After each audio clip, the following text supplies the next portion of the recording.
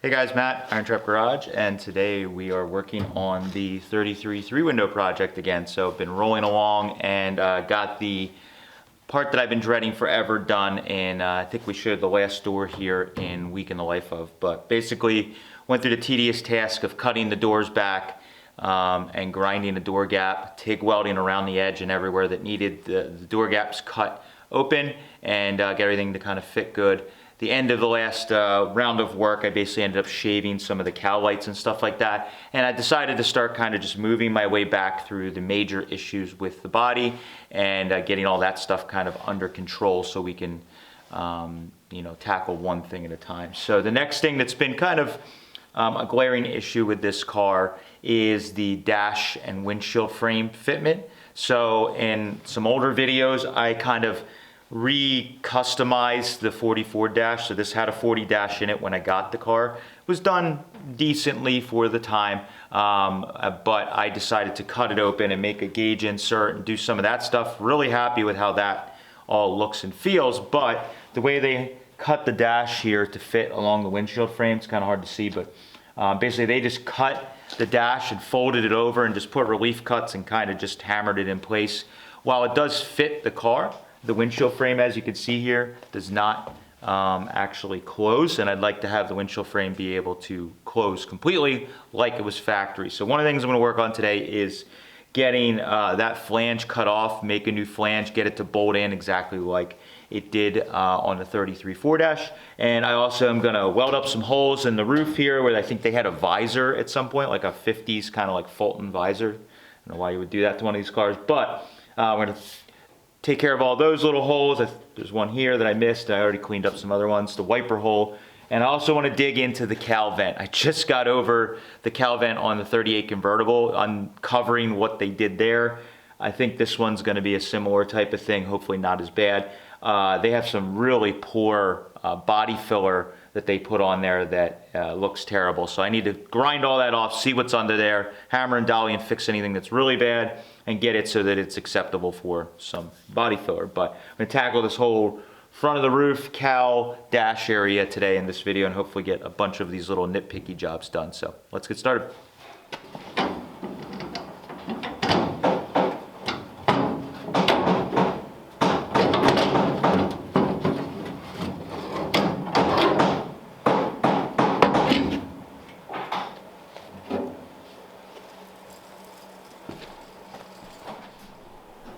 Alright, so you can see here how the dash was cut kind of jagged like, and they just put all these little relief cuts in it because they didn't have the tools or ability to make this flange fit exactly. But what it's doing is where they cut it, it's ripping up into the top of the dash here just because the shape doesn't match. And on a 33-4, this flange here that's like a pinch weld type setup, the windshield frame is actually supposed to sit tight against that to allow the windshield to close properly. And you can see here with this lip sticking over, especially in the middle here, it's sticking way out. The windshield frame in the center is hitting here and it's making the corners stick out, and it's just not very good. So what I'm going to do is pretty much cut this flange off right on the corner here and or just back from the corner, and I'm going to try and make a new piece from scratch that has a 90-degree bend. And then what I'll do is shrink and stretch. I'll probably use a profile gauge to get me this overall shape, or use the windshield frame as a guide.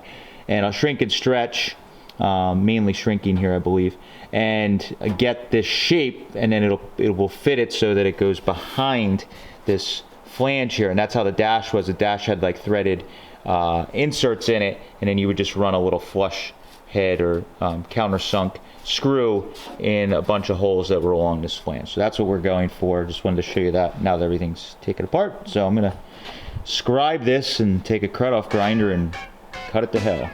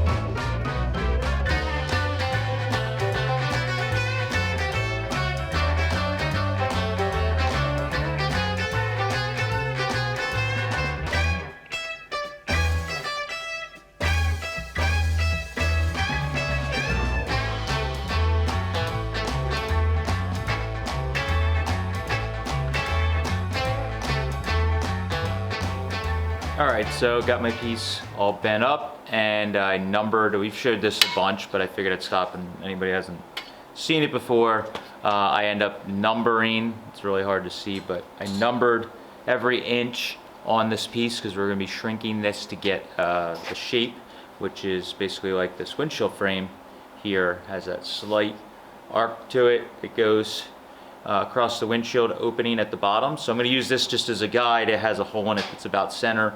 So what I could do is just kind of, as I'm checking this, go back and forth, and it'll get me a lot closer than walking to the car every time.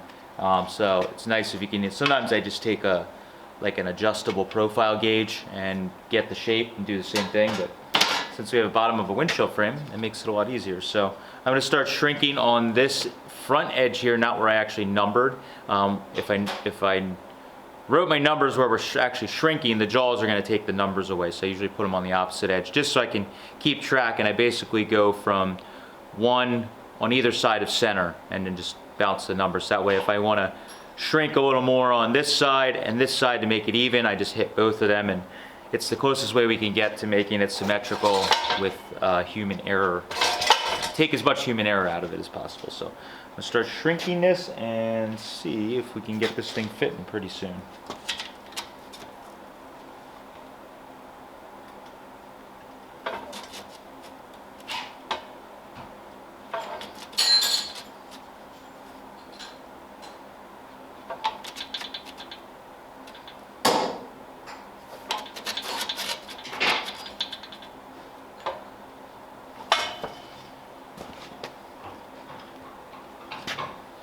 Probably almost too much already.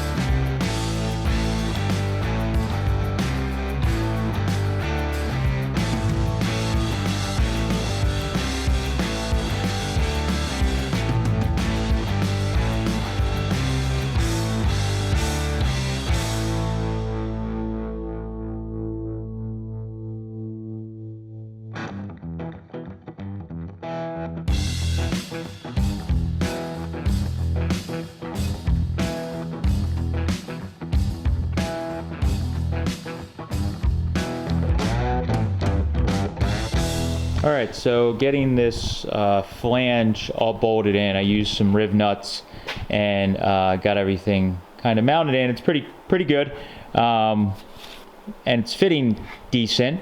But what you have to always keep an eye on, and I actually felt it when I was clamping the riv nuts down, I felt on these two, like the flange moved a little bit, and I think something weird happened when I clamped it. It like actually stretched the metal, and it actually took the shape out of it. When I go to put it on here, you can see my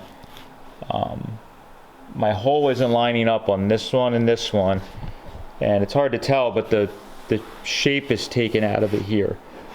All the other ones line up pretty darn good. It's just that these two, it got flat in here. So when something happened when I did that, so I have to take this out and try and shrink around these and maybe in the center a little bit to kind of pump this area up a little bit and get these to line up. But just weird cause and effect when you do some of this stuff, that the riv nuts actually stretched the flange and changed my shape.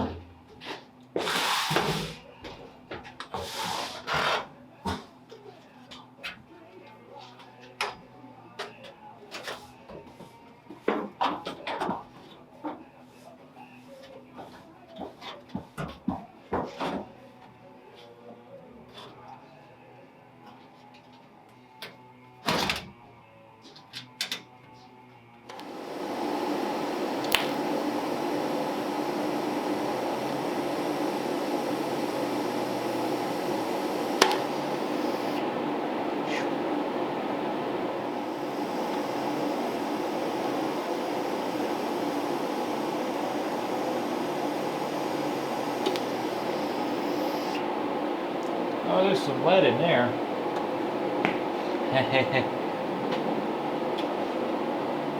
Alright, that's that too.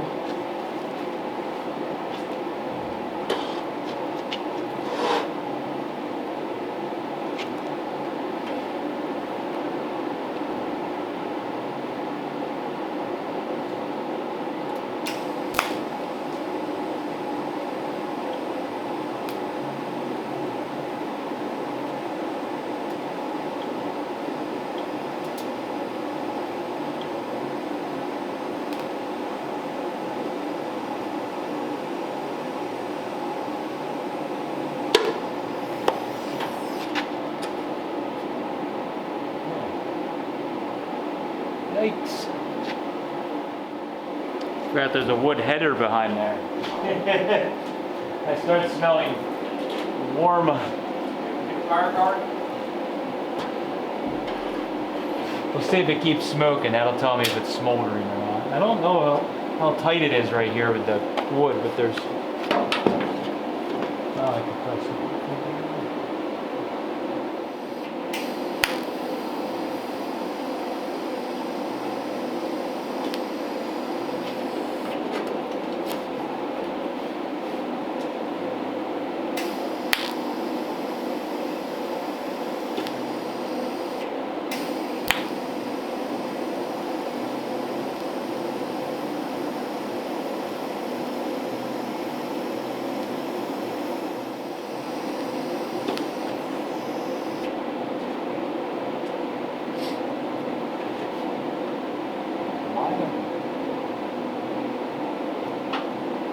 Must just be crap that's between the layers. I keep smelling like burning wood, but the wood's like here. But I don't know if there's maybe shit between the layers. It's happened a bunch of times on these cars. I'm like, all of a sudden there's just like a fire going on right up next to you, and you're like, what's that smell?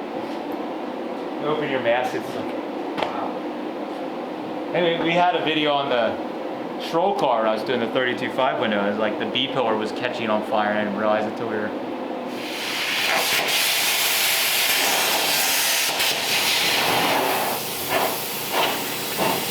Let me go get that dog dish. Yeah.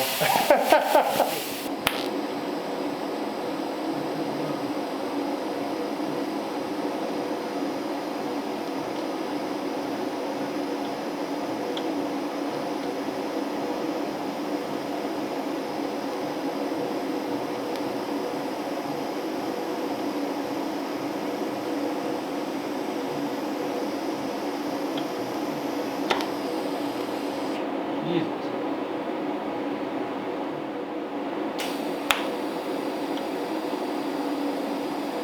Melt all the wet out of it.